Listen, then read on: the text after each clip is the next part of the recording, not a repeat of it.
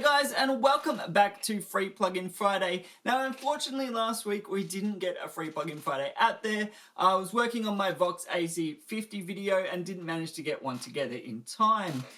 So if you haven't seen the AC50 video, go check that out. It took me a lot of re-edits and reshoots unfortunately, but we should have Free Plugin Friday back to every Friday again as promised. Now what are we looking at today? We're looking at another analog session plugin. As I said, I'm obsessed with these. And this one is the grown-up version of Buster. It is called BusterSE, and it is my favorite bus compressor, but with a few extra really cool features. So it is based on the solid-state bus compressor, as in known as the SSL 4000 bus compressor, the G-series bus compressor. I mean, it really depends, but these were the ones on the big consoles, and a great compressor for your bus and also for your drum bus. I really like them on there, and this adds a few cool features. So let's just have a quick look at the features and then we're going to go through this song. So threshold, makeup, attack and release as per most SSL style and ratio. Now you have a parallel dry or wet mix, which is really great. And then you have the sidechain feature, and this is the really cool thing and what I love about it and why I use it on the drum bus, whereas a lot of the time I wouldn't use an SSL on the drum bus because it might be a little bit too gluey or something. So the sidechain, now if you don't know what a sidechain is, it is basically when you got your input signal and that goes into a detector circuit to tell the compressor what the input signal is doing, you know, how to respond basically. Now on old compressors, of course, this is exactly the same as your input signal is that is going through the signal path, or it might be slightly different, maybe a change in high end or something. And then they kind of developed ways that you could use external EQs, or you could kind of change the sidechain. So the biggest way that came in, and a lot of plugins do this, is the high pass filter. So that is quite common across a lot of plugins. And what this really does in practice is allows you to high pass the detector circuit side so that the low end, which has actually got a lot of energy, even though we can't perceive it, the low end has a lot more energy compared to the upper frequencies. It stops that from compressing everything. So say on a modern mix with a kick, you've got a big 808 kick. Now if you don't use a high pass filter on the detector side, that kick is, every time that hits, it's going to severely trigger the compressor because it is a lot louder in terms of pure dynamics than the rest of the track. So, you know, say you've got the big 808 kick and the vocals are going in the chorus. Every time the 808 kicks, those vocals are going down 4 or 5 dB. Now you don't want that. So high pass filter, super powerful, very useful for that, but a lot more common. What isn't common is the rest of the EQ section. So you have a high frequency. So basically you turn that anti-clockwise and more high frequency is in that detector circuit, so that crashy and splashy things trigger the compressor a little bit, which can be good to de-harsh signals. And this is also in a lot of LA2A style compression as well. Then you have mid, so you can control really, for me this is the power one of, you control how much the snare triggers it, because the snare is very mid heavy. Then you have this boost, tilt, dry mix section. Now as far as I can tell from using it, the dry wet mix applies to the tilt and the boost. Now I'm not sure what frequencies the boost does, but it does change how things work. The tilt is plus the 6 dB, and then a dry wet mix, I'm guessing, brings in this but mixes it with the sidechain signal before it goes through this sidechain process. So you can kind of balance it out. It's pretty kind of advanced compression in that end, but we will look at it, it's really cool. The other thing is you've got a turbo mode, which according to Analog Session gets it closer to the original units. I'm not sure what it's doing, but it does change something in the sidechain and does change how it reacts. And of course, a transformer for that lovely transformer distortion emulation, which you may or may not want. Now on this track, I have a bunch of distortion going on. I've got console emulation, tape emulation, all of that stuff. So when I'm actually using on the track, I'm not going to use the transformer, but we will look at what it does even with something that's already kind of saturated like this. Now we may try it on like a single loop as well, just to kind of show how it reacts to different material, but more on that later in the video. So this track here is my track Animal. It was released from my band Last Dandelion. Now I released this on Halloween. I needed to get out by Halloween. I'm still not very happy with my own mixing on this. It's a good example of a finished mix, I guess, because I technically finished it and released it. If you want to check it out, you can. It's on all major platforms, Spotify, iTunes, all of that. There will be a link in the description, so go have a look at that. We've got some more releases coming out, hopefully soon. They're still in the works, still need to be mixed, and I'm giving a little bit more time to do that. So hopefully a bit more happy with the mixes there. And I did use this on the drums. Now I did use a different bus compressor on the actual mix, but that was nothing against this. I just wanted it to sound slightly different, but it did actually make it on the drum mix. So what I'm gonna play is a bit of the chorus and a bit of the guitar riff. Very different kind of drums going on, elements, so you can hear how this sounds. Let's just listen to it with it bypassed. Now we do have tape emulation on. I'm using virtual tape. I am going to bypass this because that also affects the dynamics.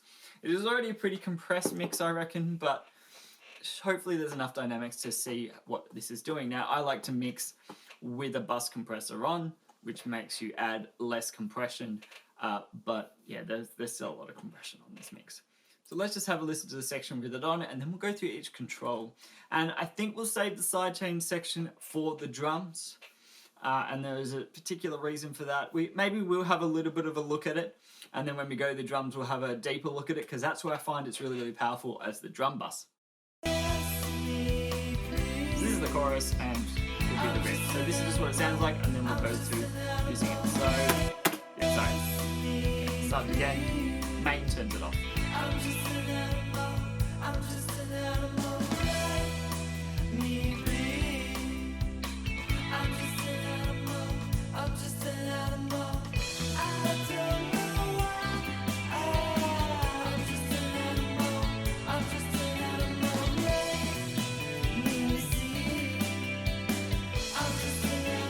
Now it's the riff section, and I'll turn the compressor on.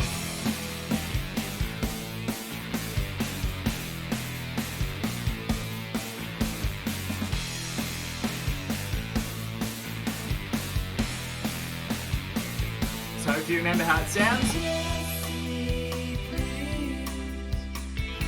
Now it sounds a little bit louder. I might just adjust the makeup gain. And of course I'll try, and there's no automatic makeup, so I'll try and adjust it as we adjust the settings. You can hear it's already a little bit more punchy, a little bit more glued. Something in the mids going on that I like as well.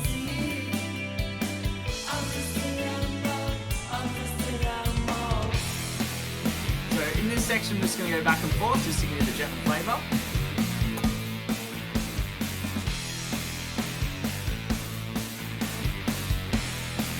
See how the kick and snare kind of glue together a bit better? Okay, so these are the settings I tend to like an SSL compressor on, and now I'll change it depending on the source material. But as far as for this use, I tend to like 4:1 ratio, 10 or 3 attack, 30 sometimes, but that does let a lot of the transients through. Automatic release or a really short release. Now it does depend on what I'm going for. With this song, because you've got different sections, the chorus isn't got a lot of very quick dynamics together, unlike the verse and the riff section. So if I set the release for the verse, the chorus would sound different and vice versa. Of course you could just automate it. But in this case, the automatic release seemed to work well for that. It does kind of change that release character depending on which part of the song we're in. And that's with the wet up, of course. And the sidechain isn't doing anything. We're not using the transformer or turbo. So that is my general settings I like to use. So that was a subtle use. But let's have a listen as we go through these, and I'm going to adjust the settings. Now, the way you can often do it, let's go really aggressive.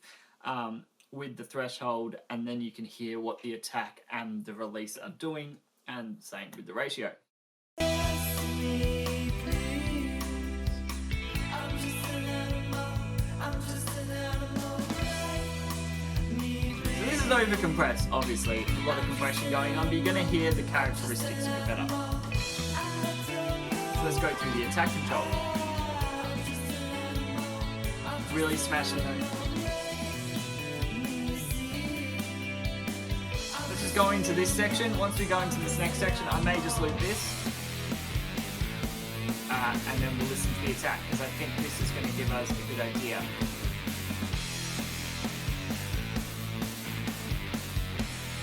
Really listen to the snare and the kick.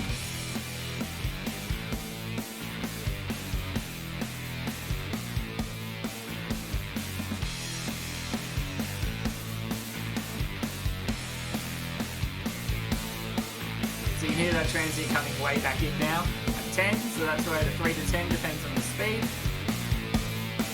And now the front end of the guitars is there, so it's really only compressing the back end, and you can hear it's a lot louder, a lot less compression. So let's set it back to 10 where I like it, and have a listen to different release settings. So with this section, if I wasn't going, let's pause it for a second. With this section, if I wasn't going for, you know, the auto release, I might go for a really short release. So let's have a listen to how that sounds. Way more punchy. So I like this on drums, but generally on the whole mix, it's a bit too pumping. It's got a lot, that front transient, and then it comes up again. It's a bit too obvious. Now in dance music, you may want this.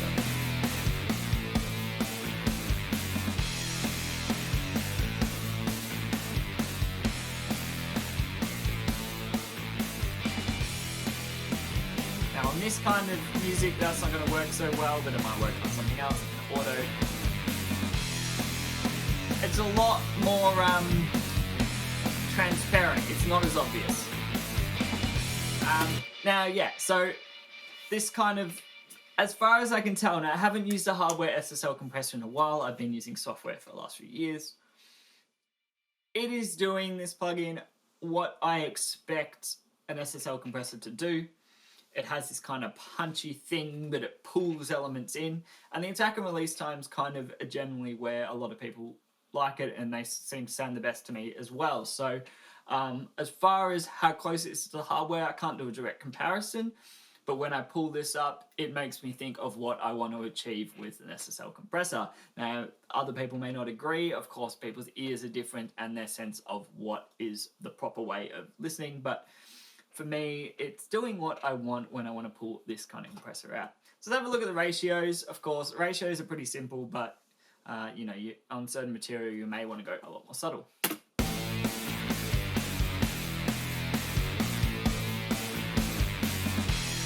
1.5.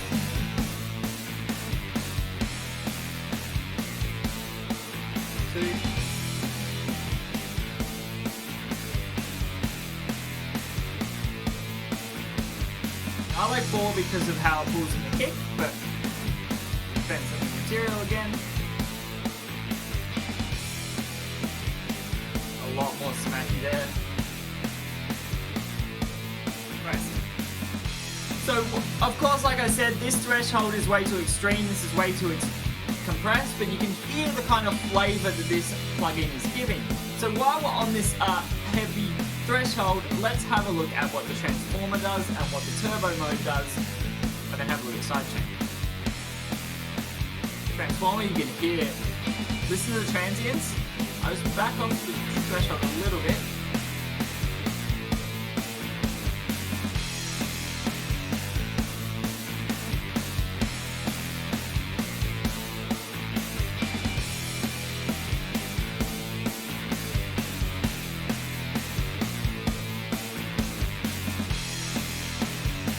Seems to warm up that cymbal a little bit and take a little bit of the edge of the transients. It is super subtle in this context, but definitely useful if you need that transformer distortion. As I said, I use a lot of tape distortion on this, so you don't want to go overboard. It is nice and warm, I like it. Now let's look at turbo mode. It does seem to change how the kick is responding. The needle seems to look a bit different too.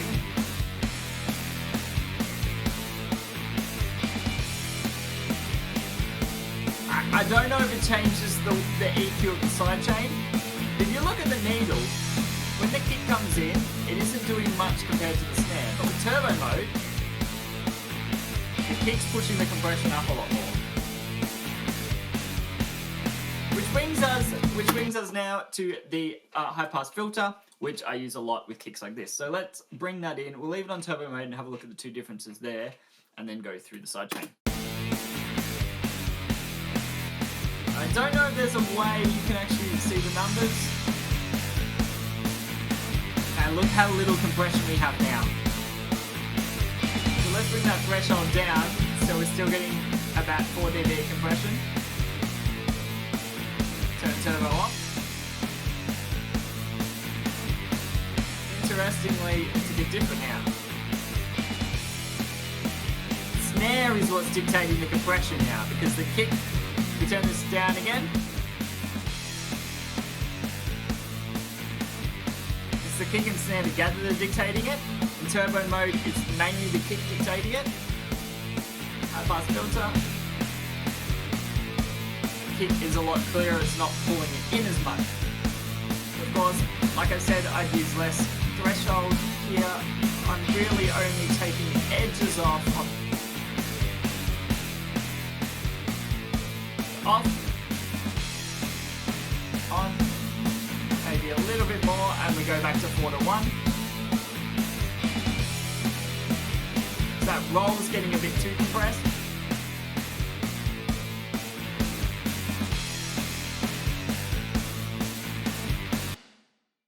So let's have a look at the sidechain now. Now this is where it is really, really powerful, and I think this plugin is, you know, in some ways a lot better than the SSL plugins that you pay for.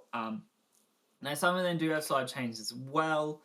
The ones I know are mainly just high pass filters, but there's some like Atomic Glue is sort of based on it that has some sidechain features. A lot of them do, but the ones I use and own, such as the Waves one and the Stephen Slate one, don't. Slate has the parallel mix and has a high pass filter, and that's it. And I don't think the SSL Waves one has any sidechain features at all.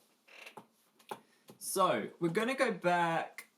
Let's just go with this section for a bit, and then I want to go back to the chorus section and kind of go between. So first is this flat high frequency, and it's basically more high frequency. Listen to what happens with the cymbals.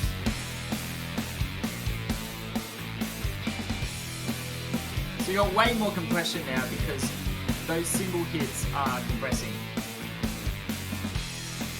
So we go back to the other section, because this is hard to tell because the crash cymbal and the hi-hat are all on the 1, 2, 3, 4, they're all on the beat, right? The same with the snare and the kick. So it is a bit hard to hear the difference, but let's go to something like this chorus section, right? Where it's a little bit more differing in the dynamics of the high end.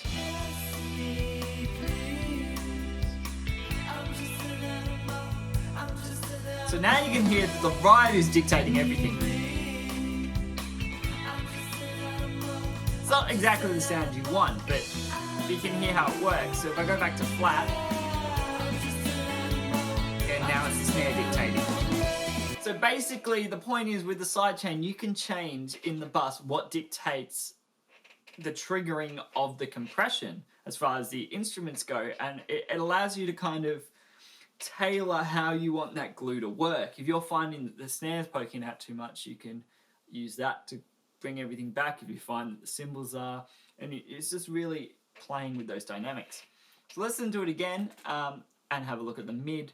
Maybe we'll add a little bit of the high frequency just so you can hear it. So you have a really harsh, loud, harsh source, it might be good to put more of that in. But let's look at the mid. So if we go negative, the snare's less dictating.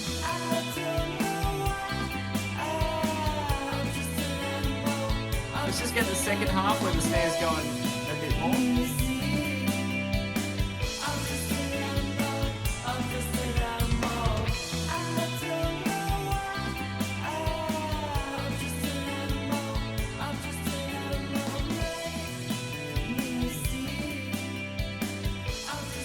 The compression's way more now because the vocals and the snare are really driving, because they're mid-heavy. Now you're getting really pumpy. Of course, you can bring the threshold up. But you have a very different compression characteristic, which is so awesome. Let's go back down, put that back here. Maybe you want a little bit snare to poke through. I didn't notice I have those like that. Okay, now you've got this boost mode. I'm still confused on what it does, but let's turn it up and have a look. Maybe we put the mix on wet.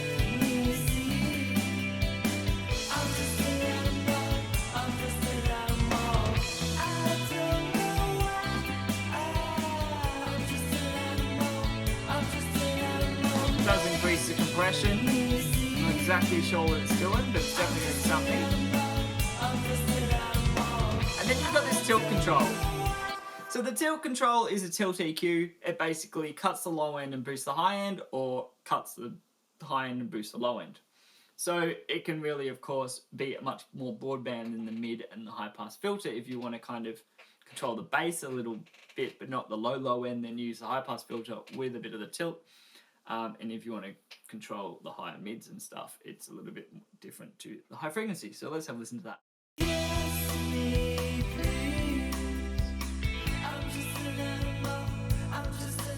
Now the vocals are really triggering it because they've got a lot of higher frequency content.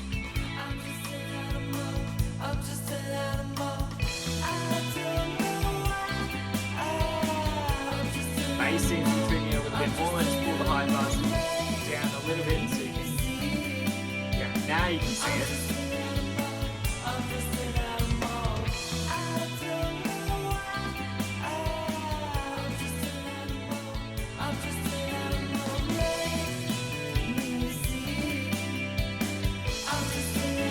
And then you can seem to be able to blend this in with the mix control. Still not exactly sure what it's blending in.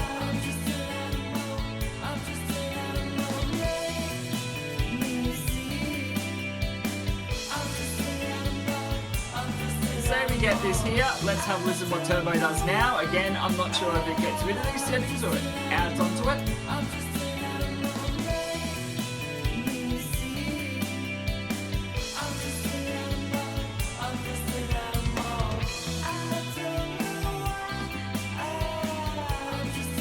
But again, it is changing how it responds. So that's basically it on the mix bus.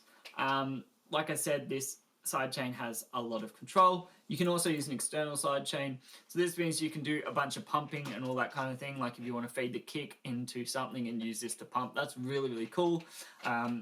Instead of having to use your other compressors or compressors designed for that, using an SSL style compressor could be really, really cool for that.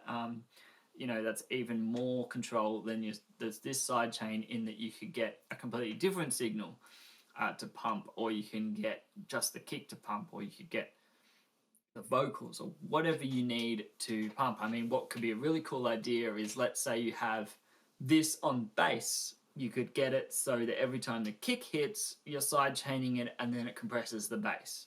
That way that the kick and bass kind of have this kind of relationship so that they're not crowding each other.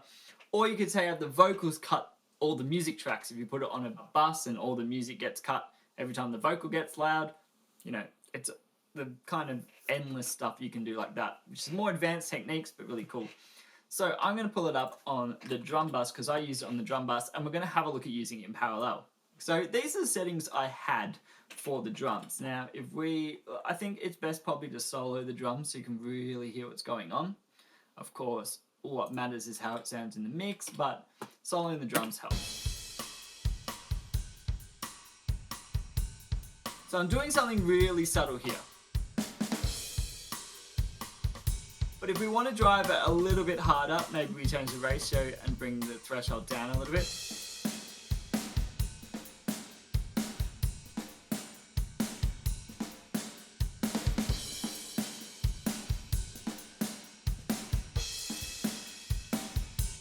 This is what it's like without the compressor on.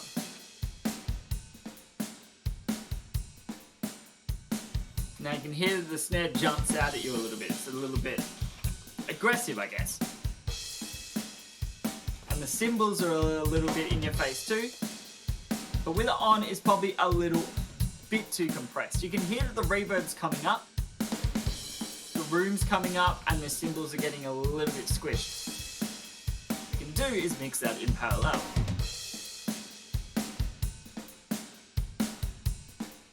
Now, if you wanted to take it a step further, you could probably bring the attack down a little bit. So let's go full wet so you can hear what's going on.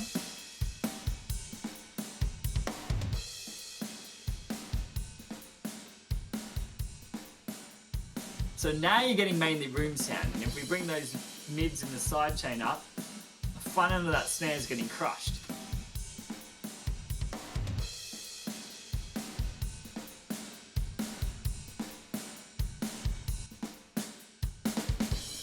So you can hear how much room we've now got. We've basically taken away the transients, added heaps of room. But let's blend that in.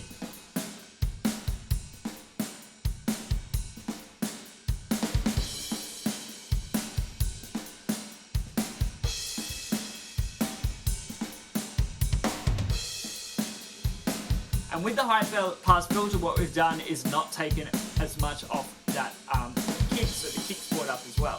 So let's bypass it all. Obviously you can have a volume difference because you're doing parallel compression. So with the way this mix works is it is mixing that kind of boosted compressed sound into it. Mix controllers are always work differently on how they do the parallel. A 50-50 pure like mix where when they get to 50-50 they're half the volume they would be rarely ever works. I'm not exactly sure what the numbers on and how this blend works, but generally it does add a little bit of volume, so it is something you've got to watch. Maybe bring the makeup gain down a little bit and make it a little bit wetter. So it's completely wet, maybe we just make it a little bit quieter.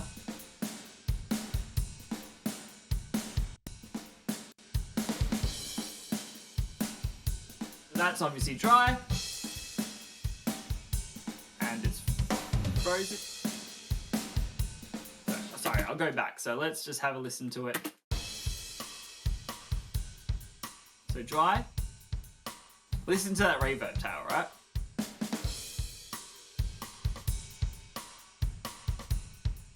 Like now it's exploding. Now this might be too extreme, but you kind of can get that exploding thing without affecting the transients by doing a bit of a mix. So maybe we bring the dry down a bit more dry, the threshold a bit up.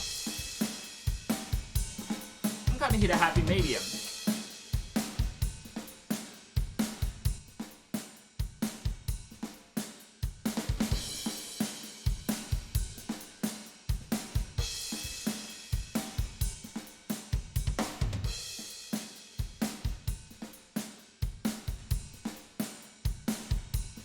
Yeah, bigger, exploding, kind of fat sounds. Now, of course, you might not want this on your entire mix. So if we go to the next section as well, I mean, you can always automate this as well, but if you go to the next section,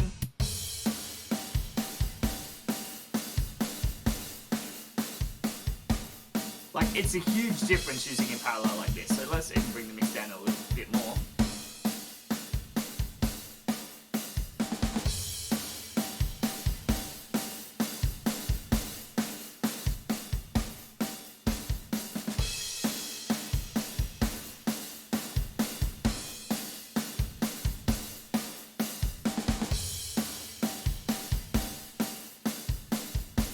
To me, that sounds way cooler, way more big and aggressive. I mean, this song is kind of, it's a very dark themed, kind of horror themed song. I want the drums to kind of explode at you a little bit, to be a little bit sounding like the entire world is going to explode, and this helps. Now, I also used a bunch of other things that I've turned off in the actual mix, but you don't need to get your, you know, as explodey separate plugins to do this. You can just use this.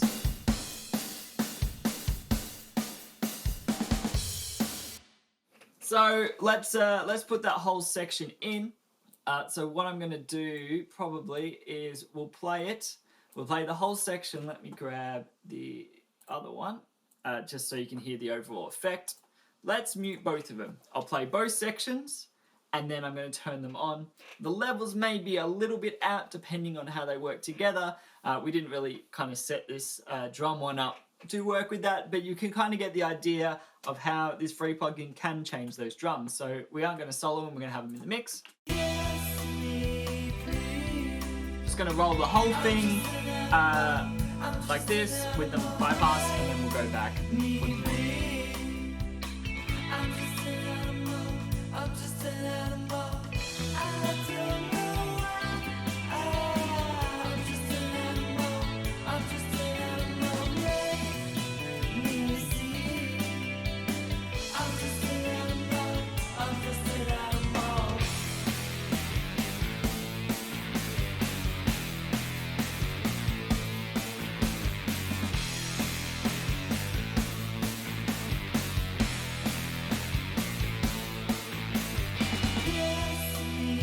Turn it on.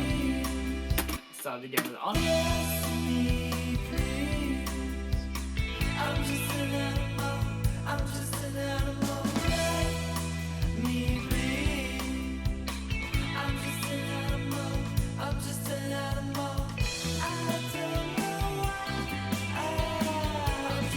Threshold's probably a bit too high. Let's just regain that. Yeah. It's better.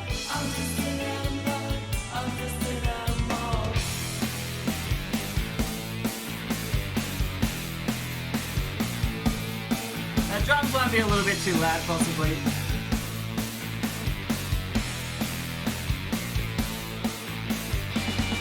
Okay, let's go back and forth between them. So bypassed.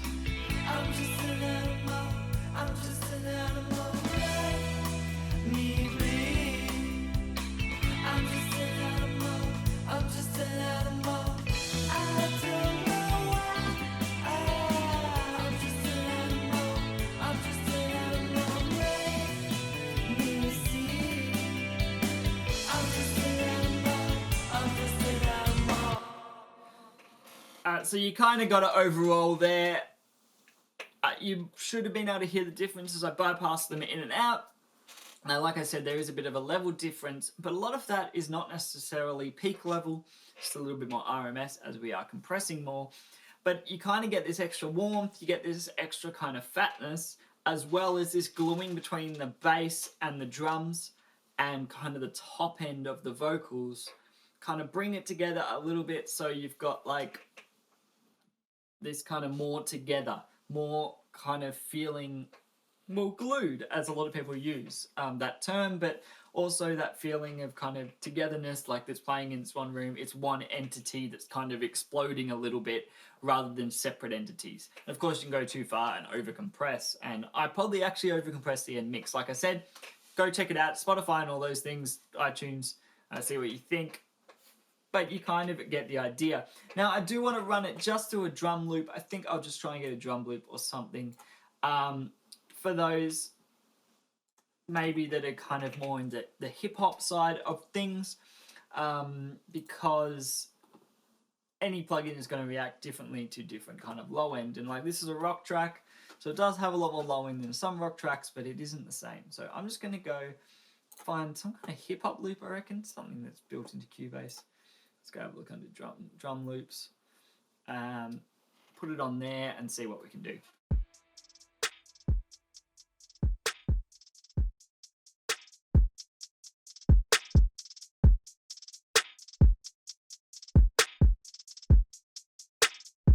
So using the sidechain, we can really kind of transform how it sounds, right? So that's already distorting the kick a bit, the transformer on.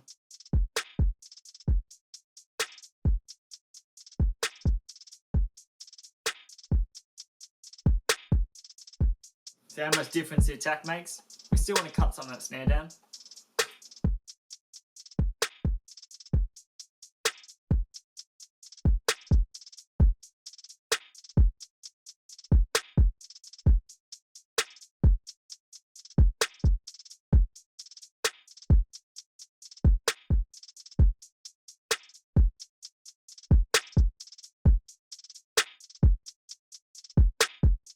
So this is bypass, right? For me, that sounds way too in my face. Now, we probably controlled it a little bit too much.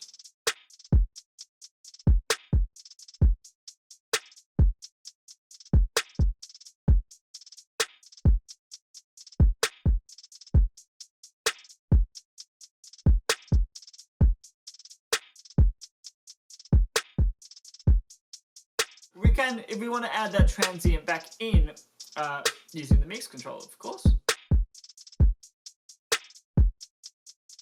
Bypass.